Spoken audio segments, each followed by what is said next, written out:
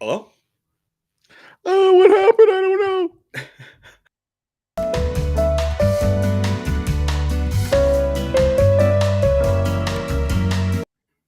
Hello? I blame Boise. I blame Boise, Idaho. That's what I blame. There's I potatoes blame in Boise, Boise, Idaho. Idaho. Is that There's where you are? potatoes. So I'm in Boise, Idaho, and so much for that intro. So that's what's going on there. This isn't like video in Boise, Idaho. I'm just going to tell you that. Didn't like the intro.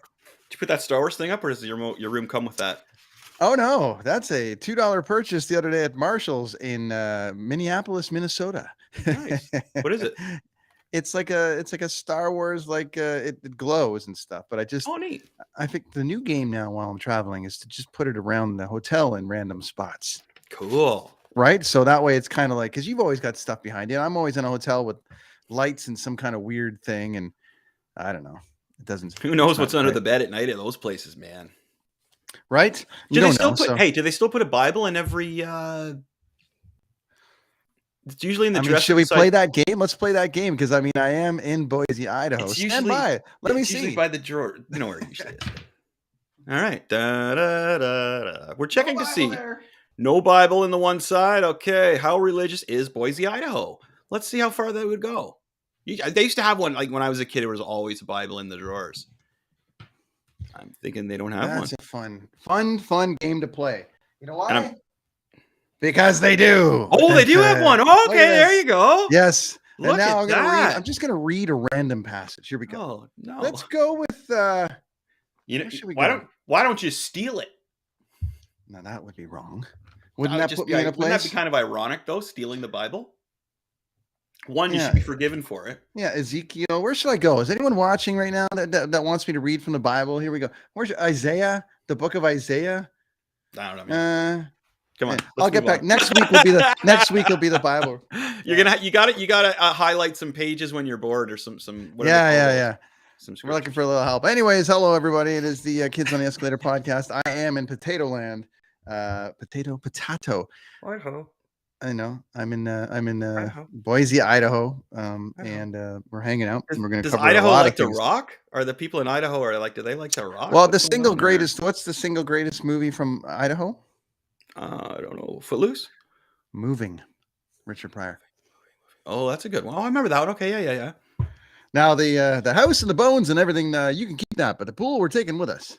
Yeah, I remember that too. That's great. That running joke through the whole movie, right?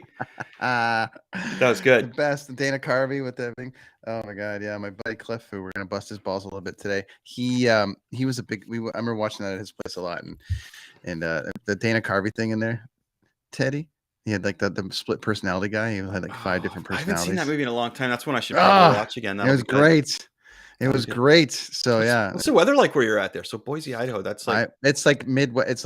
It's kind of on the way to the west. So I'm in central, or I'm in mountain time now. So I'm sort of under Alberta, past the Dakotas, Montana, and sort of down centrally into that area. No, you know what? It's actually I would say today was more like 10. Oh, that's pretty cool. Wow, all right. In Canadian. Whereas say last couple days where I've been in Minnesota have been like it's right under Winnipeg, so minus 30. I don't know. It was insane. I've been cold for 2 weeks. I started in Florida and then we went up the coast, and by the time we started, we got to New York and Pennsylvania and all that stuff. It was freezing. So yeah, no good.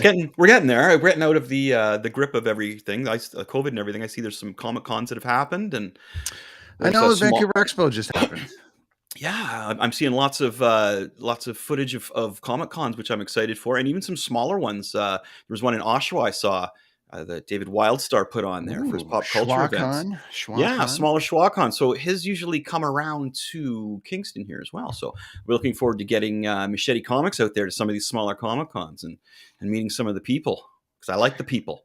Don't you mean? I am one of the people. Don't you mean Machete Comics? Yeah, there it is right there, man. Look at that. And we're just waiting for that to show up. It's already at the printer. Checking it out. That's from Machete Comics. There you go. Yeah, that is as well. There we go. Yeah, Machete Comics. There's issue 2 and issue 3. Machete Comics. Yeah, there's issue 1. Oh, that's classic now. Not to mention he did this logo for me from Machete Comics. Yeah. You know, there's all sorts of stuff here. So yeah. You know, always working. Always free. Yeah, Always so looking. I'm doing some art shows. Machete Comics has some new art shows this summer here in Kingston, Ontario. In Kingston. And yeah, in Kingston, it's a new thing they're doing called pop-up art shows. So I'm going to be a part of it. Machete Comics is going to be a part of it. It's a new deal. So I'm thinking it's going to be right downtown during the summertime here when we're all back to normal and everybody's out doing stuff. So look for that if you're visiting Kingston this summer. Is a Machete Comics art show. I'll have lots of cool stuff there for you guys. Maybe it'll be a kind of a permanent fixture that sits there for the summer. I won't sit there for the summer unless I have a lot of beer handy, but my artwork can sit there and you can check it out. Yeah. So issue 3 is we're just waiting for it to show up in the mail. And I have probably half a dozen subscribers who just are automatically on a list. And when the comic shows up, we bill them and we send it off. And they send it off. Yeah. A lot of people excited about that. I mean, yeah, it's a thing, man. It's happening. I'm excited. Issue 3. Yeah, and I was supposed to go for dinner again tonight. I was supposed to go last night with my folks, because we go every weekend. Last night, my wife got sick, and then she's still sick today, but we're going to go today. Now my dad's sick. So gracious, Gary. But I think he's sick like I get sick. Like he just indulged in like too much food. Oh, that's how I get sick. Is I'll have like pizza and beer, and then for some reason have a glass of orange juice, and I'm like, and it's just not good, right? As long as I've known you, that's been your MO. You're like, my. I don't know what I did there. I had the orange juice. I had orange juice and cabbage last night. My kryptonite is just the wrong thing added in my stomach at the wrong time, man, and a little bit of anxiety on top of that. And I don't feel good. But anyway, so my dad, hopefully he's feeling better. We're going to go up Tiger Williams. We were going to go for dinner and it didn't happen, but that's okay. I ordered some pizza from Papa John's and I ate it and it was good. I had pizza as a kid. I haven't had pizza in a long time. I had some pizza in New York. It was great. Oh, yeah. You must get some good pizza and tacos too, right? Oh, okay. Well, tacos for sure. There was tacos the other night at the show or something like that. I can't remember, but there was one of the places had tacos. It was really good. And yeah, I try to find them wherever I can because tacos, you know what I mean? Tacos, every place has them. It's really good. So whenever I go out for dinner, I usually ask for the largest draft beer they have of a Coors Light or a Bud Light and tacos. So today is February 28th. A couple days ago, last Monday, we started a little thing for Jimmy, our pal Jimmy from the Jedi Jimmy podcast, and had a little fundraiser. I obviously for Pink Shirt Day, which was there it is. Jimmy had a great panel, really great panel that day. A really important chat with a bunch of school kids talking and asking questions about bullying and all the rest of it. And everyone showed up, which was really great. And so I remember we talked to Jimmy. We said, "Hey, Jimmy, is there something that we can do to like tag something onto this thing and, have a charity support component to it?" And he had said the kids help phone. So Facebook, our friends at Facebook, they let you pick a charity or some kind of thing on your birthday, which mine was the other day. So I picked the Children's Help Phone, and today is the last day that you can donate. So if you are listening or watching, go to my Facebook page and there's going to be a link there that you can click on, and you can donate to Jimmy's cause, which was to support Pink Shirt Day, but also to help the Children's Help Phone. So we started out with $1,000, and here we are. So we're at $2,025 raised of the $1,000, which is awesome.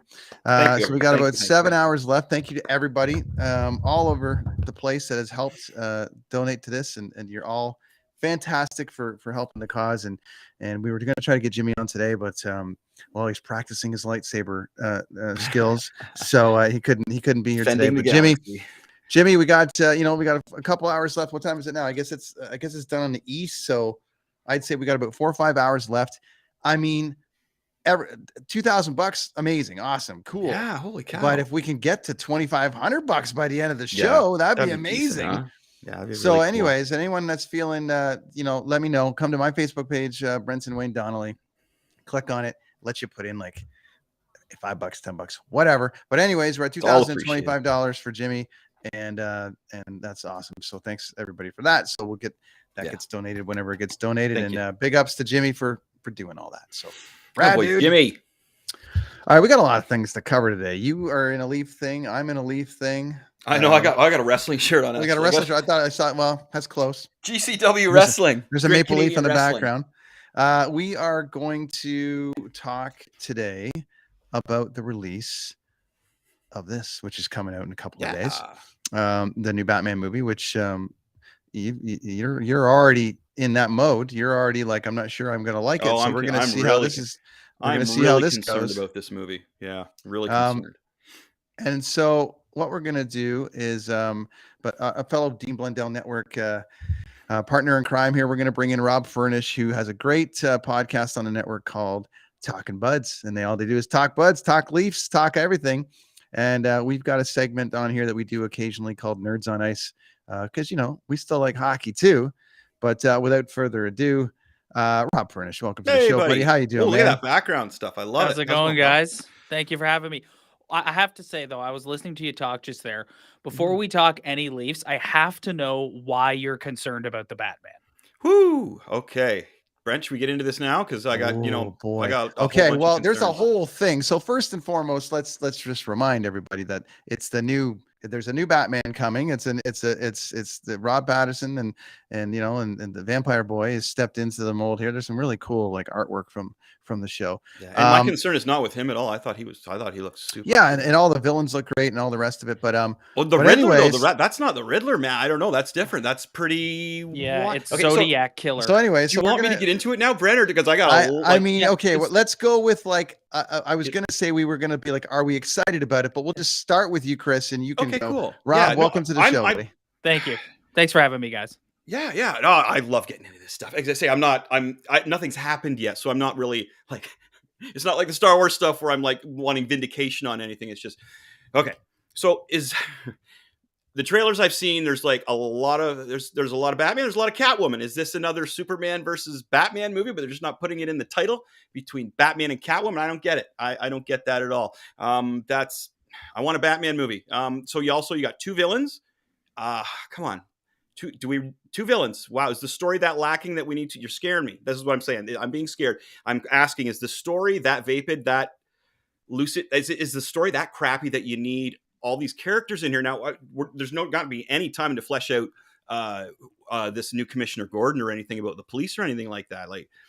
I do not see how they're going to do this properly. I think we're seeing way too much of Catwoman. Is this a Batwoman? I'm fine if it's a Batman Catwoman movie, but that's not what we're advertising here. I think Patterson looks amazing as Batman. Holy crap. I would love to see him in some of the older scenarios. This new Riddler is a lot like the Joker. I think you could just supplement in the Joker instead of the Riddler, and you would think it was the same villain.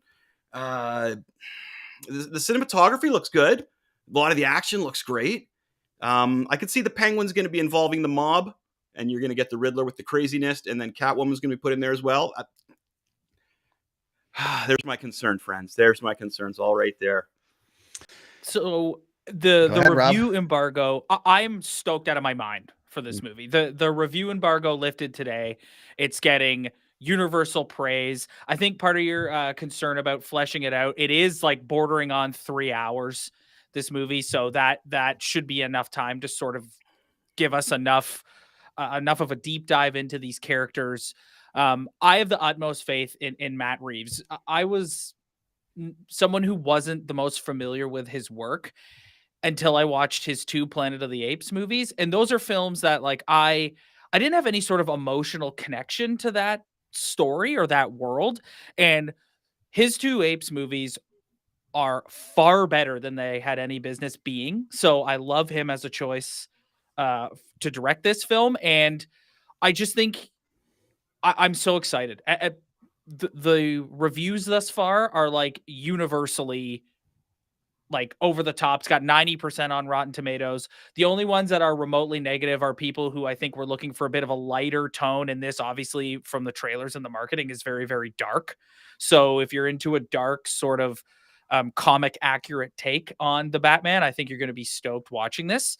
I'm stoked out of my mind. I'm going Thursday night, and then I bought additional tickets for Saturday. So I'm ready to go. It's interesting because there's been a lot of hype about this thing about it, because there was the Keaton Batman. We've talked about all the different eras of the Batmans before, and Rob, hey, welcome, fellow DC lover. So on this thing, because I'm always the only one on here. I like love DC. Marvel I too. don't You know what I'm disagree. saying? You know what I I'm got saying? I love no, I know what Marvel you're saying. too, but Usually but most people don't know a lot about DC. But yeah, we've discussed Brent at the same time. Like, it's hard to find a movie, a comic book movie, where there's been like 4 main characters, yes, other than an Avengers or something, that has worked. Spider-Man 3 being a perfect example of that. And then you look at movies where it's Batman and the Joker in the second Batman there, and it was just flawless, right? So this is where Brent and I have had discussions about this, right, buddy? We're like, how can that work? If it works, I would love to see it. Yeah, I haven't seen it yet. And can you guys think of a movie with that? Well, I like Batman Returns with Keaton and actually I like Michelle Pfeiffer as Catwoman. And I thought she did great with I know people are kind of on the fence about Danny DeVito. Penguin, the first Danny Penguin? DeVito as the Penguin. Yeah. But I actually, if you look back on that sort of like where movies were at that time, right? And we were really into that era of that early 90s, like where everything was over the top and big. But aesthetically, Michelle Pfeiffer was great as Catwoman. And you really had 3 villains there because you had her boss and then you had the Penguin. The Penguin kind of story, I thought they did it both. I thought in that particular movie, they did it really well because they were able to tell 2 backstories completely within one movie. And then you got Michael Keaton. And after that, it got into Jim Carrey. It got into, Tommy Lee Jones and then Schwarzenegger. It just turned into anarchy. But I thought that first Batman Returns was good. To Chris's point, though, about the third Batman movie with Christian Bale, then you get into Bane and you're getting into Catwoman, kind of, and then Catwoman just jumps on this piece of future from Batman on this motorbike, and she just drives off on it. Yeah. She knows how to start it. She knows how everything works. It's like, the third Chris Nolan film was a bit. I think everyone is kind of the opinion they did stretch it a lot with that one. Another thing that I'm reading today in a lot of these reviews is that Pattinson is in the suit. This is a 3-hour film, and Pattinson is in the suit for like 80% of it. And it's being called a Batman movie, which is something I don't think we've seen. A lot of the previous Batman movies have been centered around the villains. And like even the Nolan films, while I love those films, those are like stories that sort of involve the Batman characters. I wouldn't necessarily, maybe with the exception of the first one, I wouldn't necessarily call them Batman movies. Whereas like this is like a Batman story. It's about him. He's the main character, and all these other characters are sort of like co-stars or whatever you want to say, like supporting characters. So to me, that's what has me the most excited. And I do think that we haven't seen a true detective noir story. We haven't seen Batman be the world's greatest detective. We haven't seen him investigate a crime scene. We haven't seen that in live action. And that's something that this film has promised. And it looks like we're getting that. And I'm really, really stoked for this movie. You guys got me talking about my 2 favorite topics, the Leafs and Batman. You know, it's funny because Chris, we talked about this at the beginning of when that first trailer came out, which was, hey, we're getting Batman the detective finally. Yeah, and I was confused by that first. Again, we talked about the very first trailer. I was like, excuse me, I was like, I really don't know how. I can't really give you a opinion on it. I can't get a feel for what's going on, which is wild. So if they're going for that psyche kind of detective kind of feeling for the whole thing, it's working for me, who's like a lifelong reader of Batman and Spider-Man and everything, because I'm like, wow, what is going on here? I don't get this. I really don't. Like, is this a Batman movie? Is this like a Catwoman movie? Is this like is the Riddler? What Riddler? Well, clearly, I always feel like right now everything that DC Comics is doing is retrofitting their whole platform because of what Marvel's been able to do and what Star Wars is able to do. I really think that you're going to see this be. Well, there's two sides of this. You're going to see this as sort of like potentially connecting the dots on all the things that we've been asking them to do for a long time.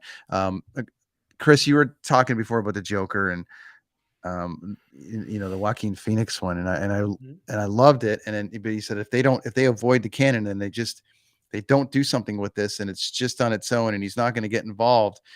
But I wonder if they're going to find a way to finally fix a lot of this stuff. And you've got Catwoman. She's going to probably roll off into a series. You've got, I just maybe think DC's really going to try to retrofit their whole platform. They're developing a Penguin show for HBO Max with Colin Farrell.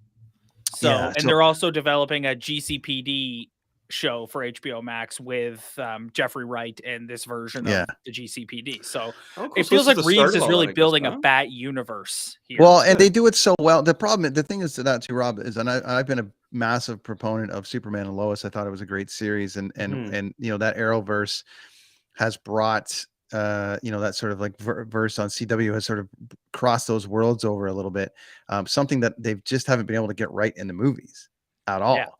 And I watched Justice League on the plane today. Finally, on the way finally was able to watch Justice League today, and it was like the same thing. They killed off all the old characters, and they're bringing, you know, now they've got a Peacemaker series. They've got, you know, so DC I think is retrofitting the whole thing, and maybe this is the start. I'm not sure. Could be, yeah. Well, a good example of a bad example of DC is how they got the show Titans, the live action one. Yeah.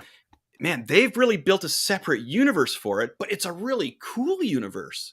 Because I don't think what's going on in there would gel with a lot of the CW shows or with any of the movies. I think it's kind of its own standalone universe, is it not, Robert? Do you know about that one?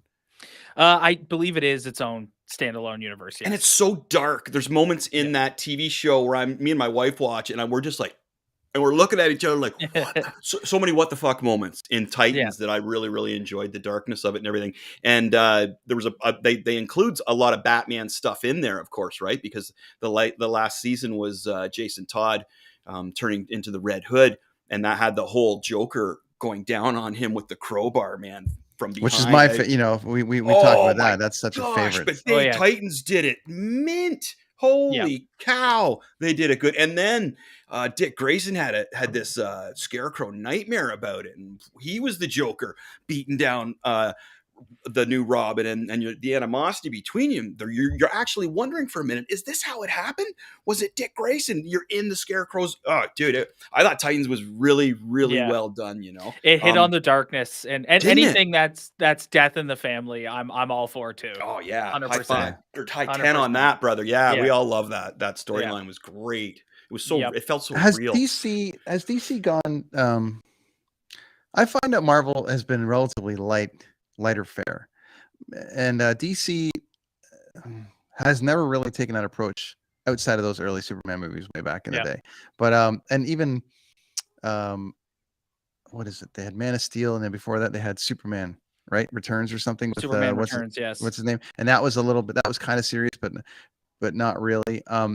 I feel like they've really gotten like they've just kept it dark. And do we feel like that's DC's MO, is just dark?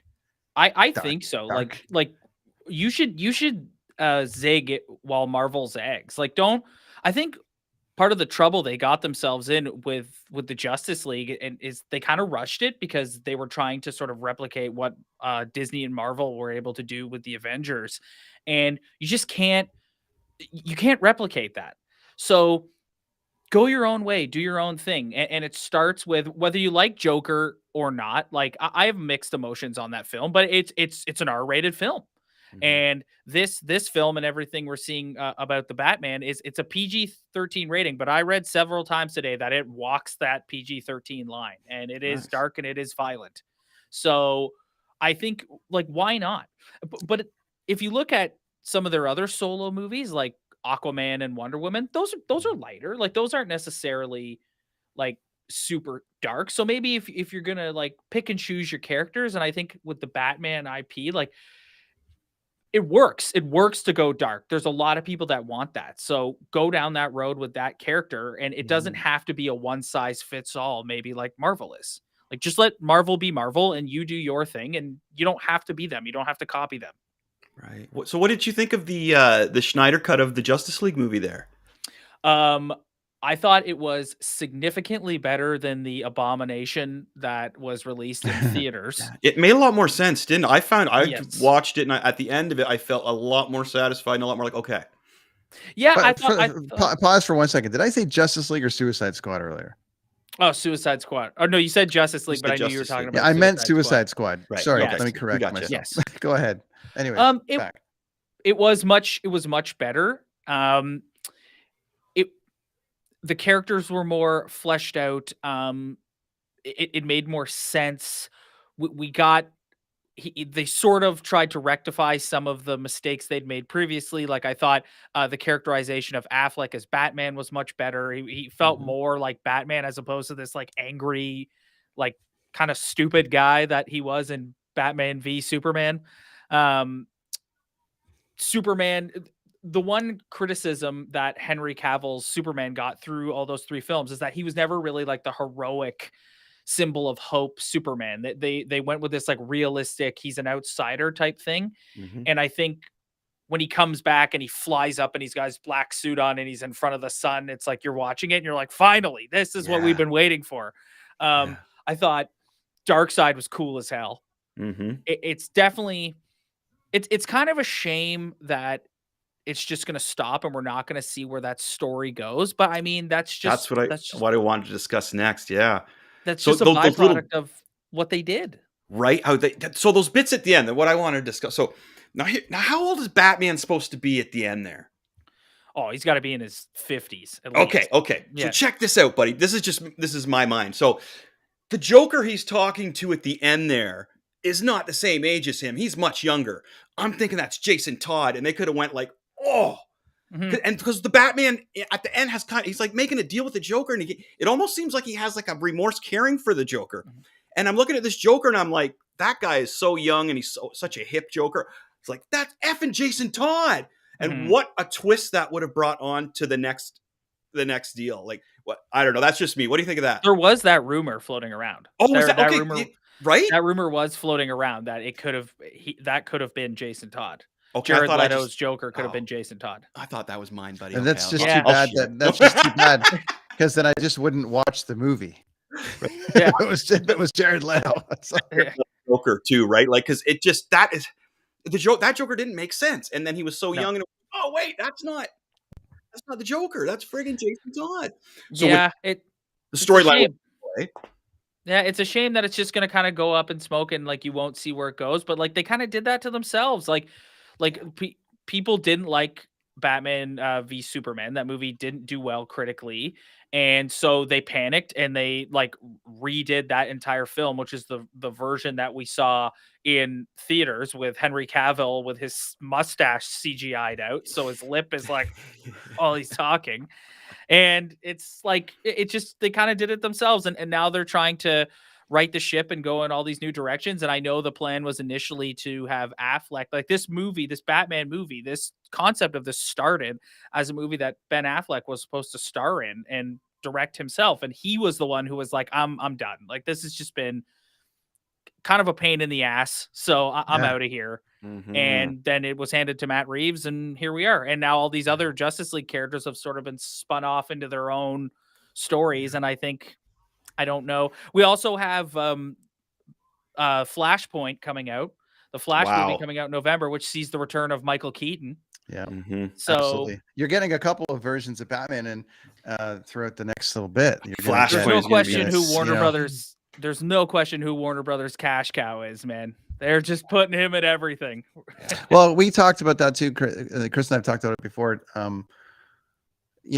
Batman, you can go off of forever because he's a human. Yes. So he's vulnerable regardless. And Superman, just doesn't have the great villains that. Well, yeah, it's tough to have. Well, Superman, and I love Superman. Fight Superman can't fight a level 1-2 villain. His has to be like a planet-threatening device, right? So that's hard for a writer to tackle for sure, and have it stay on Earth. Like what's gonna confront Superman? That's why I love Superman and Lois so much. Yeah, because they really change. They kind of change it, right? Rob, I don't know how much you've watched it, but they sort of changed that whole thing. And there's bizarre. Giving him the family gives him a sense of humanity. Yeah, and but there's also like that. There's the other world. There's another dimension where everything's completely opposite. So they're able to cross over into the humanization of him.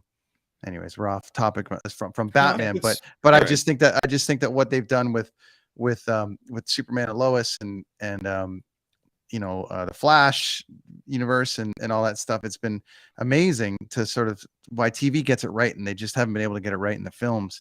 And to Chris's point about Titans and stuff, it's just like, come on. Titans was, I really like Titans. So Rob, what best Batman product ever? Like movie? Is it a movie? Is it a TV show? Is it a comic book? Is it a novel? Best Batman, whatever. You fill in the blanks.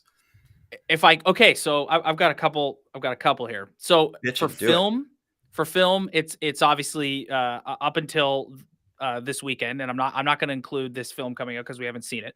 But in terms of movies, I'm going to go with obviously the Nolan Batman movies, specifically the first one, Batman Begins. That is the only one of his 3 films that I think is a true Batman movie, whereas the other ones are stories that encompass the Batman characters, but they're not necessarily Batman films. True. I am a diehard of Batman the Animated Series. If you told me that I was going to rank my all-time favorite Batman films, Mask of the Phantasm would be right at or near the top of the list. Yeah. And I have played the hell out of the Arkham games. I love the Arkham games. All 4 of them. Doesn't matter. You put any one of them in there. I'll sit and play the whole thing all the way through. Those games are fantastic. They are. I agree, buddy. I agree. Yep. One of the only games that they've all gotten right. Really, because it just plays so well. It's just such a great game. Star Wars is good. Obviously, we know that, but man, those Arkham games are deadly. They're fantastic. Oh, yeah, they are. They're awesome. Chris, what's your favorite Batman property then? It's a comic run trade paperback, Hush, by Jim Lee, and it's just and they did a cartoon movie on it. And it was horrible. Oh my gosh, the comic book is it as a book. Just reading it.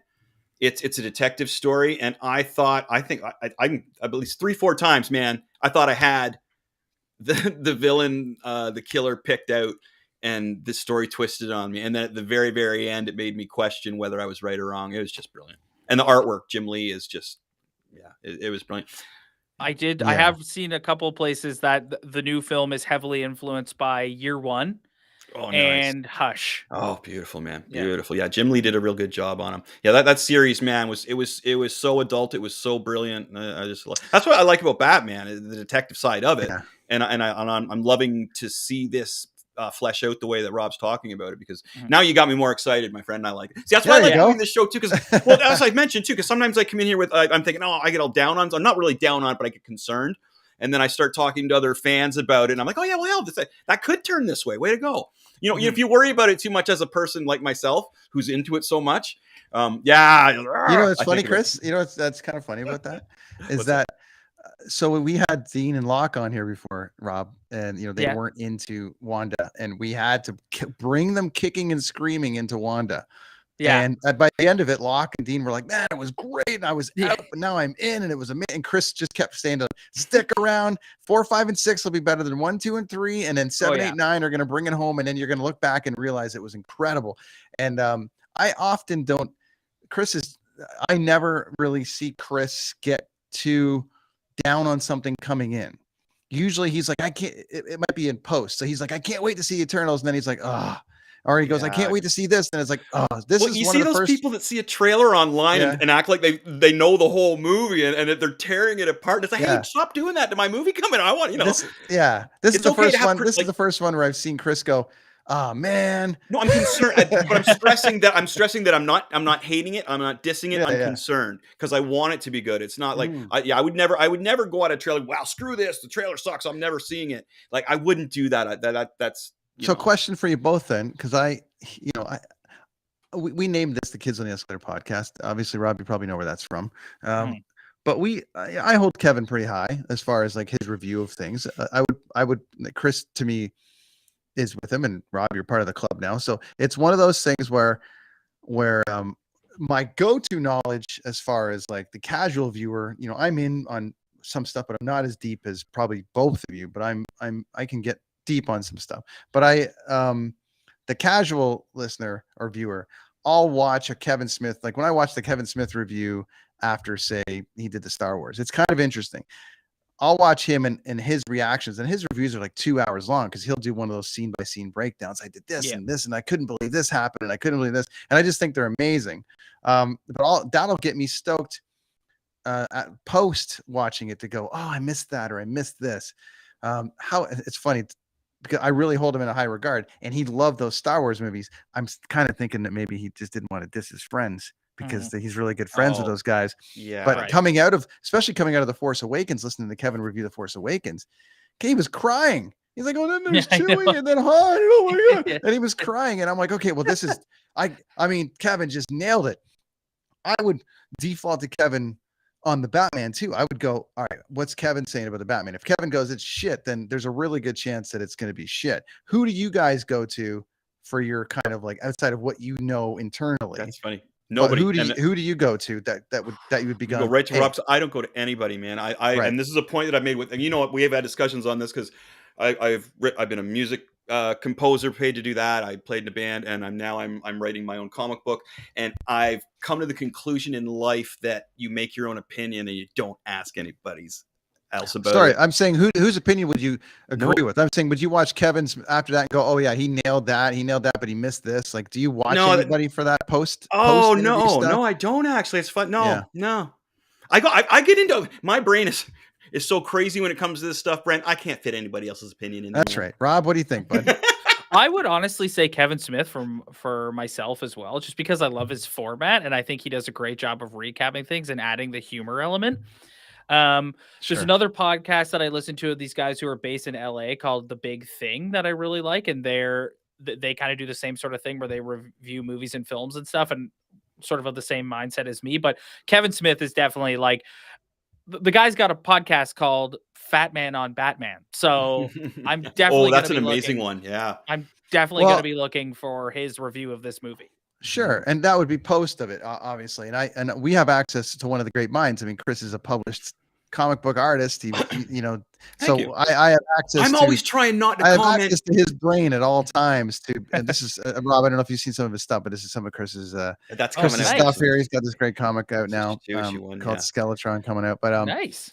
It's really I'm always trying not to rip people off when I come on the show, so I try and stay away from that because I don't want to come on here and really like exactly quote somebody else's opinion on another video, because I have my own opinion. Sure, as you can tell, Rob. But you know what I mean. But so I try not to watch anybody else, Brent, just for that fact. You know what I mean? Yeah, sure. Yeah, I'm always interested in, like, I was saying, we're gonna do a Sopranos dive pretty soon with Ryan Lindley from the network, and I've been a massive fan of the Talking Sopranos podcast because it's Chris, it's Maltasanti and Bobby Bacala. Basically, it's breaking down every single scene of Sopranos, scene by scene, like the old style DVD. Oh, in this scene we use this, in this scene, oh, we actually got the music from this band who opened for Springsteen. Like, you just get that super deep dive, and I love it. And I feel like Kevin's kind of the guy that does that, and Chris does it too. When we do our deep dives, Chris does it, and it's really great. So I'm very interested to see what those guys and what that team sort of around the place think of where it's going to go, because right now it's like 5 stars and epic and blah blah blah, but it's like, how does it tie into the canon, as Chris likes to call it all the time? How does maybe, and Rob say, maybe we're starting a whole new line of canon here, which would be pretty cool. I think we are. I've seen some of the junket stuff where they're being asked like about potential Justice League tie-ins and stuff, and Matt Reeves has been pretty emphatic that won't be happening. And I think part of the condition of him coming in was, I need to make my movie. And if I'm not going to be like, if I have to come in and be beholden to all these films that came before this, then I'm not going to do it. So, and I mean, it is like, you're going with Robert Pattinson, who in this story is in year 2 of being Batman. That's quite a left turn from Ben Affleck being like essentially a live action version of The Dark Knight Returns. Yeah. So it's totally different. Well, there we go. So our excitement level through the roof for me, anyways. I'm super stoked. I mean, I love that cover just in itself. It's great. Well, yeah. Plus, it's a comic art style, right? You got me there. And look at this. That's just it's haunting. It's good. But yeah, it does. They're very. When I'm looking at these pictures too, I'm looking at the psyche of Batman. Like, it's just like, not a lot of detail, a lot of silhouette. Here, that's just your classic. That's if the artwork's saying anything, man, that is some crisp, hard edge artwork. And that's the psyche of Batman. Look at him. And again, casting. Who'd have thought Robert Pattinson? But it seems to be pulling it off. Since, and it's funny, ever since the Joker, what's his name back Joaquin there? Phoenix. Joaquin Phoenix. No, not Joaquin Phoenix. Oh, Before Heath Ledger. Heath Ledger, man. I didn't think that was going to go over well. I remember that movie that I really loved, 10 Things I Hate About You, and all I could think of him was doing that dance. Yeah. Trying to turn, This, I don't know how much you guys have read, but the director Matt Reeves has said that Robert Pattinson's Bruce Wayne is influenced by Kurt Cobain, and he was listening to Nirvana while he was writing the screenplay. So this is a Bruce Wayne who, like, speaking of left turns, like this particular depiction of Bruce Wayne, because he's so early on in his days of being Batman, he doesn't necessarily care about the Bruce Wayne side of it. He's like, there's a scene in the trailer where Alfred is like imploring him that like bad things are going to happen if you keep doing this, and he says, I don't care what happens to me. So he's like so immersed in his mission of being Batman that he hasn't yet realized the value of being the playboy Bruce Wayne yet. So that is what I'm super excited for, because we've never really seen that, right? Yeah, he's always got that facade, right? Like he'll show up with like 3 girls, and they'll fall into the whatever, and he'll buy the place instead of having to get in trouble. Yeah. And then there was the early Batwing. I do remember the early Batman Bruce Wayne, where he was just like, yeah, you know what, and then it dawned on, okay, wait, I got to take care of both ends here, or else I'm going to lose Bruce Wayne Enterprises, which is going to lose my funding for the Batman. So yeah, this is cool. I'm liking it the more you talk, my friend. Good. Awesome. That's why we bring the big guns in here. Got it. We bring them all in. And it's funny because, people would look at it and they go, oh, he's got a podcast called Talkin Buds, so he must be a jock, and that's all he's going to talk about. And because you know how these sports podcasts go sometimes. It can be a little bit like, a little bit of whatever. Yes. Sometimes it's like, Chris and I've got a great saying. It's called non-guitar. So sometimes some of these sports podcasts are like, like did one for the team and everything's great. The guys are awesome. And whatever, and they often don't have a lot of personality when it comes to other things. They don't let other things in. So I'm glad that you're a comic book fan, and welcome to the show. Some people only like sports, and that's it. And that's it. It's rare that you get that crossover. It's and some people only like comic books. You know what I mean? Like I love hockey. I grew my dad, man. And he's watching right now. He took me to the Toronto Maple Leaf games. Him and some other gentlemen from the hockey team I played on, they all split on season tickets. Maple Leaf Gardens, man. We had the same seats right on the aisle. And I can remember coming home when I was going to college in New Jersey at the Joe Kubert School. I came home to see the Leafs in their heyday there with Sundin and everybody play the Sharks in one of their playoff games in that huge run they did. And it was just amazing. My hockey memories are really, really happy and excellent. And I have a pond out back that I got all shoveled off, man. I've been out there skating on it. That's funny. Awesome. I heard the crunchy crunch. I haven't skated in so long, and Brent's like, dude, I don't know, man. It's tough to skate again. I fell twice getting to the ice. I didn't fall at all those 3 hours I was out there, man. I was just like, yeah. I come in with the biggest smile on my face, like, oh my gosh. Yeah, dude, I had so much fun. I love hockey. Always have. Been a great bonding thing with me and my dad as well. I can't say good enough things about playing hockey when I was younger. You get older, and I just stopped because I started hanging around the heavy metal crowd and stuff, and went from playing 3 games a week to nothing really, basically. My dad was like, you're not going to play house league hockey, man. No. Yeah. But no, man, that's my hockey history, man. I love the Leafs. Grew up watching them. Yeah. We're going to switch gears. Kind of the same for me, really. Been like the Leafs and watching the Maple Leafs have been a part of my life since I was a little kid. And like, I played in my youth too, competitively, and like stopped as I got older, but it's just like the Maple Leafs and Leafs hockey is just, it'll always be with me. Always. Yeah. It's and I live in Vancouver now, so that's been tough as a Leaf fan to move out there. And when I moved out there, it was funny because the TV deal is still so new that when I moved out to Vancouver, I still couldn't watch Leaf games out there. And you got them on Hockey Night in Canada, which is why Vancouver and the West hates Toronto so much, because Hockey Night in Canada was always Toronto. That's how you would get them. But it wasn't until they got this new deal that I could actually watch Leaf games, because the TSN out there, it was like blacked out. You couldn't watch, unless they'd show like an Islanders Florida game while Toronto was playing, in Toronto, and I couldn't watch it in Vancouver. So it was really tough. I actually, I'm like, well, I moved out there in like 2005. That's when the Canucks got rid of everybody. They got rid of all the people that everyone, Bertuzzi and Nazzle, they were all gone. So there was this new Canucks team So I was kind of like part of a new thing, and it was exciting to be a part of it. It kind of filled the void when Leaf games were gone, and now they're back. So that's been exciting to be a part of that. And I went to my first Leaf game out there. My first Leaf game I ever went to was in Vancouver, actually, against the Canucks, and the Toronto Maple Leaf fans. Wait, no, I took you to a game before you moved to Vancouver. No, I never went to a game. Yeah, I took you to see them play Chicago. It was the very last game at Maple Leaf Gardens. Yes, I did. The Gardens. He doesn't even remember, Rob. I should have took you, man. Hold on. Dude, it was the very last game in Maple Leaf Gardens for the Toronto Maple Leafs against the Chicago Blackhawks. It was you. It was not me. I didn't about you. We got to the game, and we were outside, and people are selling them because we didn't realize it was the last game of Maple Leaf Gardens.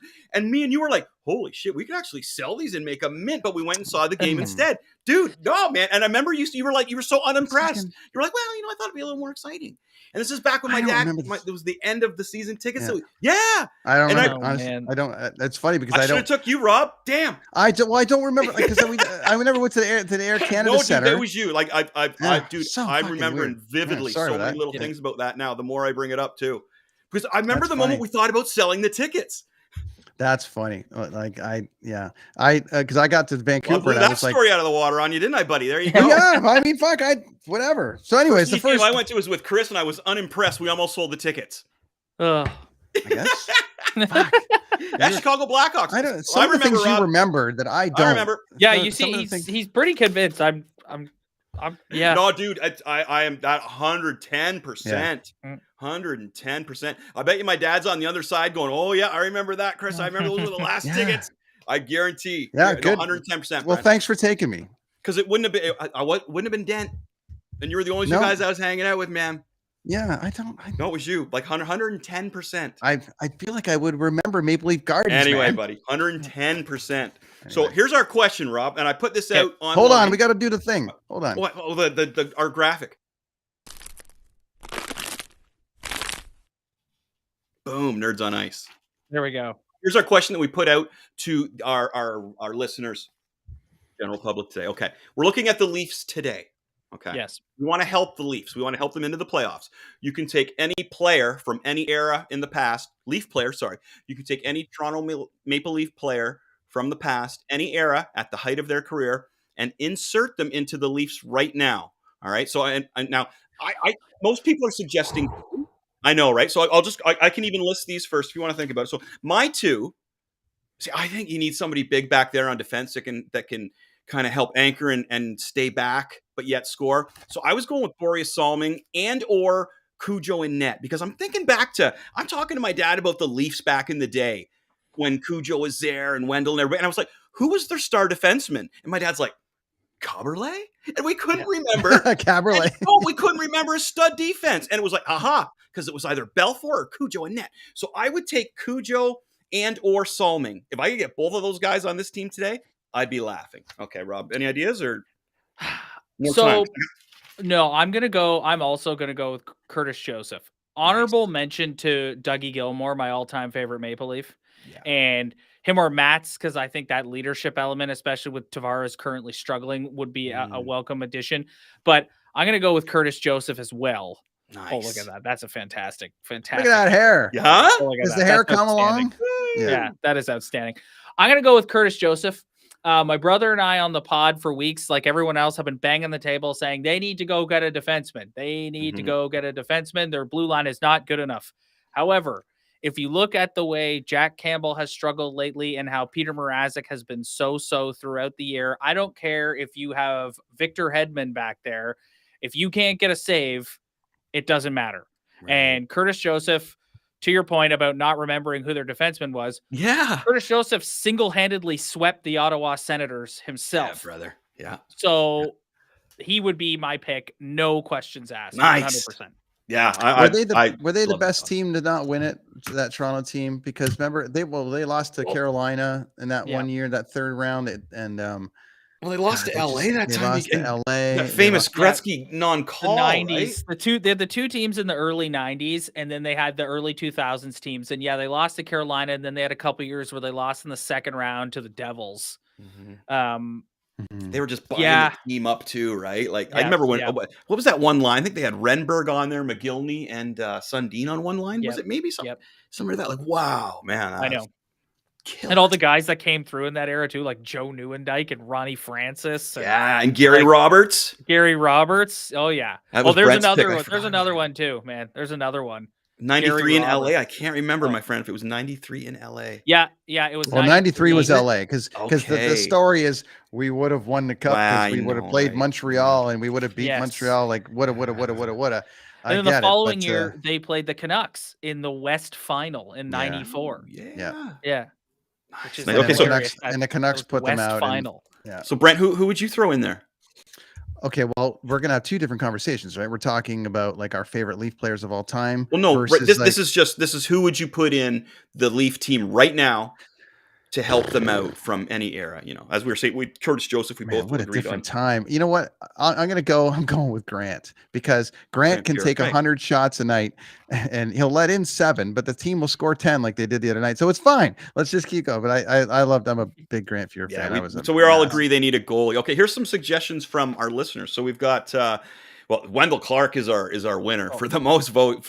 Wendell Clark. We got Andy Wilson, Dan Giroux, John Hughes, Tim Gibson. They all think some Wendell Clark action. So going back a little, we got some classic fans here. We got Mark Garnis, our head honcho at the Canadian Film Festival. He thinks Johnny Bauer. Again, he thinks we need a goalie. And then, of course, my dad, who is the classic Leaf fan. And he says he said a goalie too, man. He said Terry Sawchuk, and he said with maybe Bobby Bond in there if he got a second as well. So there's the classic ones there, right? And then we also have this other one from a gentleman named Cliff, who I think Brent, you got this one through yours. Cliff Pelrine. He suggested Dion Phaneuf needs to be inserted back into the lineup. Well, Cliff's not. That is an interesting take. Cliff's not very bright at the good day. Like, is he going to bring Alicia Cuthbert with him? That is a super interesting take. That is not a name I thought I would hear. I was never someone who was like a massive Dion hater, like a lot of other people were, but like that is not a name that I thought. No, we weren't expecting it either. Yeah. I'm just going to put this up here. Just 1 second. You guys keep talking about it. I was going to say the other thing too is you got to remember, like, obviously different era, dead puck versus like where we're in now. Speedy Gonzalez. I mean, because McGillney was amazing. He would be a great fit. Darcy Tucker. I think what they would need would be somebody like Gary Roberts that could score the big goal. Like, the playoffs and Stanley Cup finals are always about that third line guys. Look what Alex Burrows and look what Burrows and Kessler did for the Canucks in 11. Like, it's those guys that win it, right? Yeah. There's one other one. So actually, Jim McD here, Jim McDermott, he suggested Brad Marsh. He's a Boston player, wasn't he? Did he play in the Leafs, Brad Marsh? I don't know. Or is he I think Brad Marsh was in Toronto, and then was he there for a while? Then I think he went to Ottawa in the draft, right? When they put that team together. Like when Ottawa came into the league. Marsh from Boston Bruins. No, man, I think he was 70s. I think he was there. Like, I think he was okay. Let me look. You guys talk amongst yourselves Brad for a minute on that. But let me Rob, do you think they can get a goalie for the playoffs here, man, or what?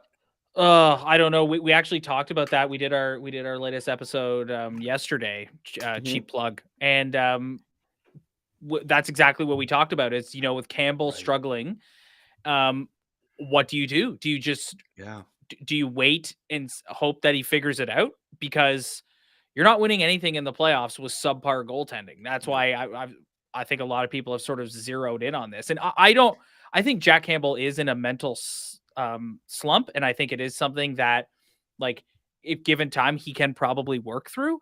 But given the position they're in, where it's like they can't really afford another first round exit, you're going to get one of the two Florida teams in round one. One of those two teams is the two-time defending Stanley Cup champions with Vasilevsky between the pipes, last year's Conn Smythe winner. Yeah. I mean, it's, you talk about the Tampa Bay Lightning, for instance. It's like, you think of like Victor Hedman, you think Steven Stamkos, you think Braden Point, but it's like, no, it's Andre Vasilevsky. All day. That's what it is, right? So I do not envy Kyle Dubas at all. I think he is in a really tough spot this year. I think they have some glaring weaknesses, and it's an interesting year because you've got their top line, which is like, is this the best line in Maple Leaf history. Like, it could be in the conversation. Austin Matthews is a Hart Trophy candidate. Like, Mitch Marner is playing out of his mind right now.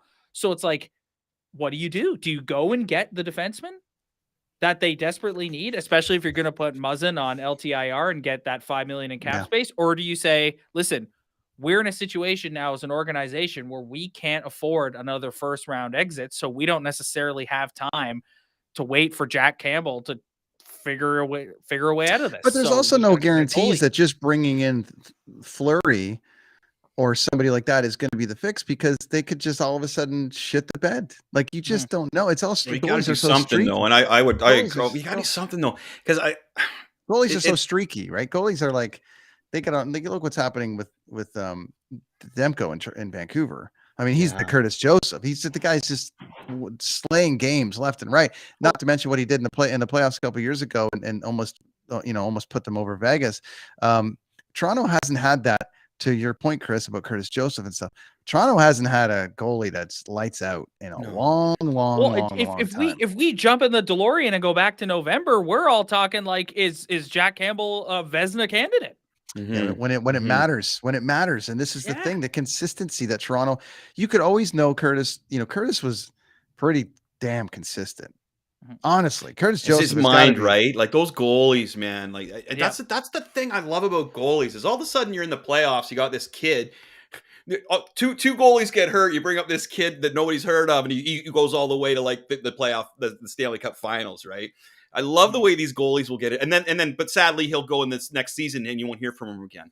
I love these goalies' mindsets on when they get in the zone there, and it's like, what the hell? You can't crack them. And I love it when they kind of go in on their little habits before they start, or what they're doing, or when they're looking, just going back and forth, watching the ice in the beginning. Because the goalies are a different beast, man. They're a totally different beast. They are. It's a totally psychological game with them. I believe anyway. I don't. 100%. All you got to do is watch Jack Campbell the other night in Detroit, and it's like, that's a guy who is in his head right now. Like, there is no two ways about it. Like, some of those goals that he let in, like, that's the only logical explanation for that is the guy's confidence is not in a great place right now, which is completely mental. So it's the hardest position in sports, in my opinion. It's so unique, that, and maybe being a pitcher in baseball. Like, it's so unique. It's just you. I just, you got to be a different breed if you're going to be an elite goaltender, man. It's Carey Price. Look at Carey Price, man. That Carey Price. The best goalie in the world, and because his mind is telling him that he isn't, or whatever's going on in that poor gentleman's mind, he can't play. Like that. 100%.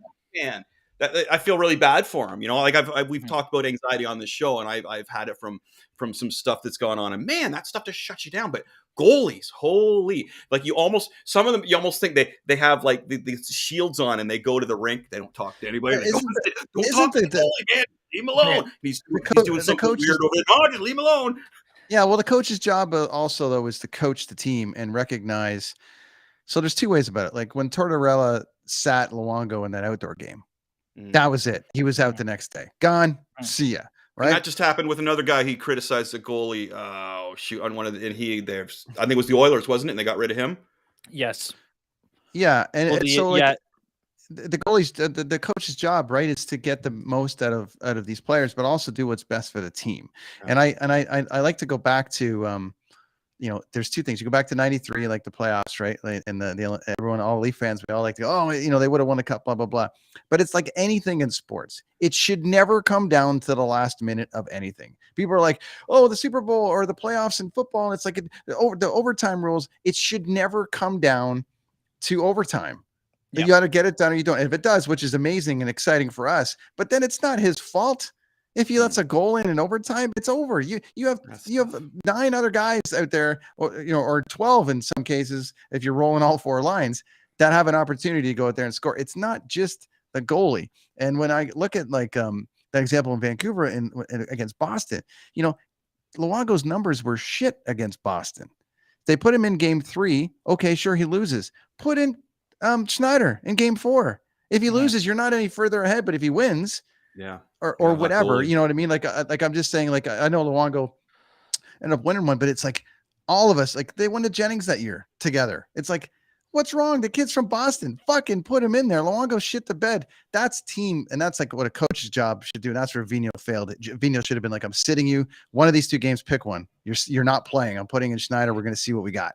And I know it's the playoffs and it's a Stanley Cup, but I don't buy it. Sorry. I think the Leafs are in that same situation now with like Peter Mrazek. Like Campbell is clearly in a bad way. Put Mrazek in there. Like put him in there. Like the guy, totally. He's had a rough start to the season with injuries and that, and he hasn't been able to get in a rhythm. And like he's had games where he hasn't looked that great, but then he has games like against Minnesota last week where he played pretty well. So like put him in there. Give Campbell some time to sort through this. You're paying this guy $3.5 million. Like, yeah, right. Yeah, like put him in there. Like let him go on a bit of a run here. Like that's like we're not. The intention at the beginning of the season was to have Mrazek and Campbell be a tandem unit. And obviously because Campbell sort of like hit the ground running, he sort of took over, and then Mrazek got hurt, and it's kind of became like Campbell's the starter, Mrazek's the backup. But like now we're in a situation where Campbell's really struggling. Put Peter Mrazek in there. Like I was really confused when Mrazek plays so well against Minnesota, and then I'm thinking, okay, let's bring him right back 2 nights later against the Wings. Let's go. And then he starts Campbell, and Campbell goes in there. And when's the last time you saw a goalie get pulled when the team's winning? No shit. Right? Yeah. When's the last time you saw that? Nailed it. I had never seen that. Yeah. So it's like, and again, I'm not trying to crap on Campbell here. I genuinely think that he's a good goalie, and he's just in a bad place mentally right now. But it's like, we got to win games here, boys. Like, so let's throw Mrazek in there and let him run with it. Yeah. Yeah. Especially if he's got a game under his belt. If he's got a win under his belt, man. Like, yeah. Winning goalie plays. Yeah. Back to your question about which player, Chris, from the past would add to Leafs now. Just and Jim's out there. Cliff Pelrine says Dion Phaneuf. Is he nuts? That's the question for the panel. Is Dion Phaneuf nuts? No, it's Cliff nuts. Oh, Cliff says Dion Phaneuf.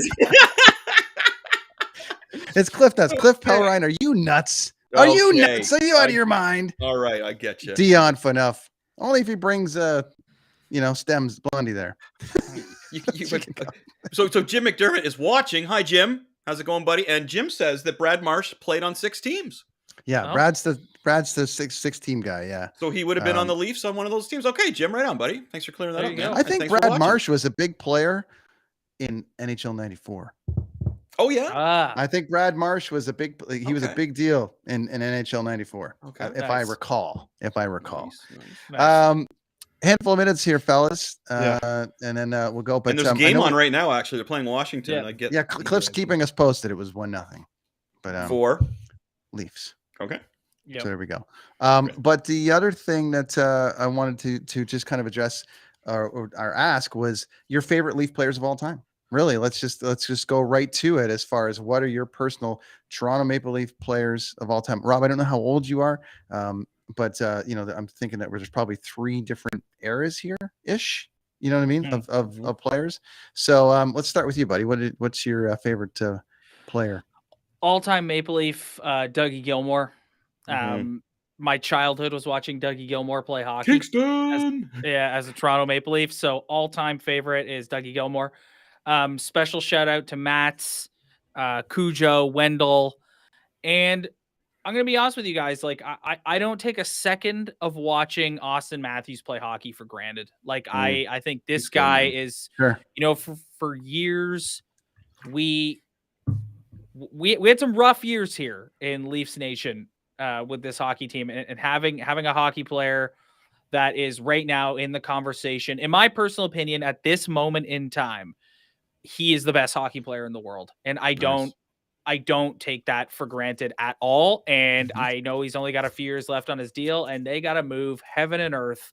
They got to get Bieber in here. I don't care. They got to move. Why don't they move man? Can they move Man Baby out?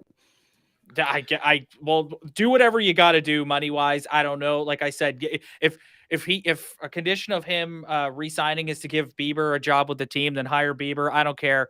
You cannot let this guy. You cannot let this guy leave. So no, I agree. Yeah, man. Yeah, I agree. He's the future. Special talent. Yeah, Chris, all-time Leaf.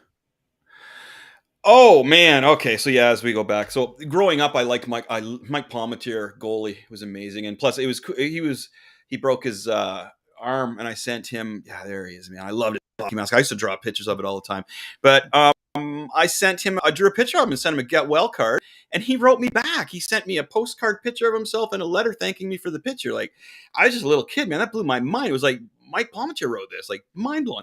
And then of course later you get into. Like man, I like McGillney because he was a hockey. He was more a finesse player like I was. I was a finesse player, and who fell 3 times on the way to his own personal race. Oh, dude, it was an incline. You would have. It was one of those things where it was the snow on top of ice, and I wish my neighbors saw me fall because I was right up in the air, boom, like. I was laughing because it was fun, but dude, I fell. Well, you had some finesse there with the fall, anyways. I fell. Yeah, and I love Gilmore, man. I grew up watching Gilmore. Gilmore wasn't a huge player, but I liked the fact that Gilmore was a little rough, though, man. He'd go in there and hit. That's one thing I don't like. Just here's one thing that I don't like about Mitch Marner, and this really pisses me off about him. If there's ever a scrum on the ice, he's already at the bench. That is just you don't see that. In Doug Gilmore, you don't see that in McGillney. You don't see that in any of these old Leaf players. He does look like he's 14. So his dad's yelling from the stands, Mitch, go to the bench. Mitch is not good playing against large men. He's great when the team's shitty and there's not a lot of pushback, but I've noticed in Mitch Marner, I'm a big Mitch fan. Yep. I think he's a great player. I think he asked for too much money. But I also think that, it's disgusting the way when there's a scrum, man, he's at the bench. He's a hockey player. It'll be interesting to watch him come playoff time because he is playing out of his mind right now. In my opinion, this is the best he's ever played in his career as a Leaf. Yeah. But what we've seen from Mitch Marner is he needs the time and the space. And when you play heavier hockey teams that close the gap and don't give him a lot of room to wheel around and create, he's not nearly as effective. So it'll be interesting to see once we get back into playoff time because he took a lot of heat last year in that loss to the Habs because he was nowhere to be found in those 7 games. So even like the thing that Matthews hits too, right? Yes. Well, Matthews is a big man. He is. He's a tough guy, and you can see him getting pissed off out there, right? Like where Marner more looks like he's let me out of here. Woo! Yeah. And Matthews is more like, okay, man, seriously, you gonna screw with me? Yeah. Yeah. So I think it's going to be interesting to watch him in the playoffs. Like, it's great that you're dominating right now. We love it. Good for you. Yeah. But you're going to play against Florida or Tampa. You're not going to get very much time and space to create. And so he's going to have to make that adjustment. I think Shea Weber scared the shit out of him in the playoffs last year. Yep. I was saying that I could just picture him pinning Marner in the corner at one point saying, I am going to be all over you. I'm going to kill you. And Marner like, oh shit. You know what I mean? Like, and that's in the back of his mind every time he goes, like he Chris Prongered him. You know what I mean? Like, Yep. Now, I'm afraid that's going to happen again. Brad, I said Sittler. I didn't make my picks yet, Brad. All right. So how's no one mentioned Sittler? So I've got. I grew up watching Sittler too. You know what I mean? So just for you, buddy. All right. Hey, there he is. He's been in the queue. Look at that shirt underneath the shirt. Yeah, that's he had to go. That was the. Is that a velour shirt? Like no, that's Roots. That's from Roots. That was the first Roots brand, I think. I don't know. Okay. I have a question for you guys. Looking at this picture of Sittler and the one you keep showing of Dougie, what do you think of the? I was hoping when they did the Heritage game against Buffalo in a few weeks that the uni they'd be wearing would be like a rendition of this. Like, what do you guys think of the Arenas sweater that they're going to be wearing? Like the blue with the giant T. I like that. I like that. It just reminds me when I was a kid. I think I'm a fan of all. What's the new one? I guess we don't have a picture of the new one, do we? No. Well, check it out. You'll find it anywhere online, but it's like it's like a throwback to like the old Arenas days, but it's like really basic. It's like a dark blue with a giant T up the middle of it, and then Arenas behind it that's like faded. Like you can't really see that it says Arenas, and it's kind of, I don't know. I just thought it was kind of underwhelming, and I was really hoping for a version of the 80s uni because I love that uni. Oh, I do too, man. Yeah, I have one of those shirts. It's a number 32 for who it was. Steve Thomas was on the team at that time. I don't know if that meant it. For some reason I have it, but I have a number 32. And when Austin Matthews joined the Leafs, I almost had it. What It's number's funny. Austin? Thomas was part of that. Thomas was part of that group there with Roberts. He was. No, but what number's Austin Matthews? 34. 34. Sorry. Yeah. So I thought. Whoa, classic shirts. Oh, it's 32. Because I thought it's an oldie that I had. Like, yeah, there's a bit stain on it, But yeah, that would have been cool if that was. But I love the retro logo you're discussing. Yes. Now, funny, Chris, but the thing about Maple Leaf Gardens, I do remember you wearing that Leafs shirt live at a show. Oh, probably, yeah. Yeah, with the Thomas, because I would sit behind. And I've always loved the Leafs, dude. That's like I say, that was the thing about when I was younger, is I played on the rep hockey team, and I hung out with a lot of the hockey guys, but I couldn't really say, hey guys, want to come over and check out my comic book collection, or play with my Star Wars toys? No, that they're out riding their dirt bikes and stuff, and helping their dad work on their cars, and or playing hockey outside. And I'd love that. Road hockey was great. I got so many facial scars from road hockey. It's ridiculous. But I could never be like, hey guys, come check out my comic book collection. So that was just one of those things. But I've loved hockey, man. And I'm so excited to play again. I'm back, Rob. I got my training out there. I got this huge area, shoveled off on the ice. I'm out there on the skates and doing my training, man. I'm getting back in there. Love it. Good for you. Look at that. We got Brad Hoppers agreeing with Robert 100%. See, this is why we pay the big bucks, Brad. Rob's not coming on the show for free. I mean, we got to bribe him with comics and things, but he brings the knowledge. Bribe me with a 20+ minute Batman conversation. That's right. That's how we do it around here. But I mean, I think we are all, but I think every city is almost getting an opportunity to watch a little bit of greatness. Honestly. Every city's got sort of like, I know Matthews is at the top of the chain, but you got McDavid. We've got, well, for a while we had Pedersen, but we had Pedersen on fire and everyone was excited. You could be living in New Jersey and whatever. But every team is sort of has this, they've always had a star, but every team is kind of getting that. It's this new generation of player. They're all just really, really good. And so everyone's getting this new kind of thing. So Rob, kids are all right. Thanks. Thanks so much for dude. Joining thanks us for having me, man. Great tell time. Tell us about this. Tell us about the Talkin Buds podcast, man. Yeah, buddy. So it's my brother and I. We do a show once a week. It's available on YouTube or anywhere else you get your podcasts. It's just we're like a no nonsense Leaf show. It's like kind of the same talk that I had here with you guys. It's like we're not going to sugarcoat it, and it's. That's just it. If you're into two brothers sitting around drinking a couple beers and talking about the latest things going on with the Leafs and occasionally yelling at the top of our lungs, but also trying to remain level-headed, we're making, after last year's debacle against the Habs, we've really made like a conscious effort this year to be like, let's just relax. Let's just relax. We're going to get there. Let's see what happens in May, whatever. But yeah, Talkin Buds podcast, weekly show. Check it out wherever you get your pods. Awesome, buddy. And we tried to get Curtis on from Alberta, who has that magical Leaf room. Oh my God. He was going to try to join us today, but he wants to push it to next Monday. So maybe we can do it again and have another one. We don't often do Nerds on Ice. We try to do it once every 4 or 5 weeks because, it is a comic book show after all.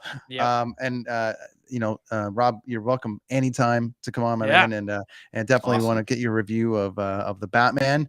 It was good talking to you, buddy. I loved your opinions on Batman. I loved your opinions on the Leafs, dude. Just thanks for coming on, pal. Yeah, likewise. And again, you've eased my concerns on the Batman movie. You know what I mean? And I just like talking about the Leafs. I think you're gonna like it, Chris. I think you're gonna like it, man. If you're sitting here telling me that you like Hush, I think you're gonna like this movie. Nice. I'd love to see the detective side. So. You guys, everyone listening that's not watching, check out the Talkin Buds podcast on the Dean Blundell Network and everywhere you get your pods. A couple of brothers hanging out, drinking beer, yelling at their screens, which is every podcast, we're brothers-ish. Chris and I, we've been together for a very, very long time. So we yell at the screen too a lot about other things. So we appreciate you coming on, buddy, and come back any single time. Yeah. Thanks for having me, guys. Thanks, buddy. Time. See ya. Cheers, brother. Rob, there he is. Well, that was great. Talkin Buds podcast, I like it when we cross, and you crossover guys and we can have these crossover shows. It's like when we do that with bands and it's like, I play rock and roll for a living, but I want to talk comic books. Or I got a Maple Leafs podcast, but I want to talk comic books. Hey, that's what we're here for. Awesome stuff, man. That's what we're here for. Yeah. Well, I guess we'll get clear room for Bonzi. Yeah, he's coming up in a bit. A reminder, everybody, tonight is the last chance to donate to Pink Shirt Day for Jimmy. As I mentioned, we've cleared, we've gone over $2,000. If you still time to get in, I think we're down to like probably 4 hours now. But anything that you can do to help would be great. But everyone that's donated, we thank you so much for that. Really awesome of you all to be a part of that. That, my friends, has been Nerds on Ice. The Batman's coming out Thursday. I got a show, and then I'm hoping to see it after that out here.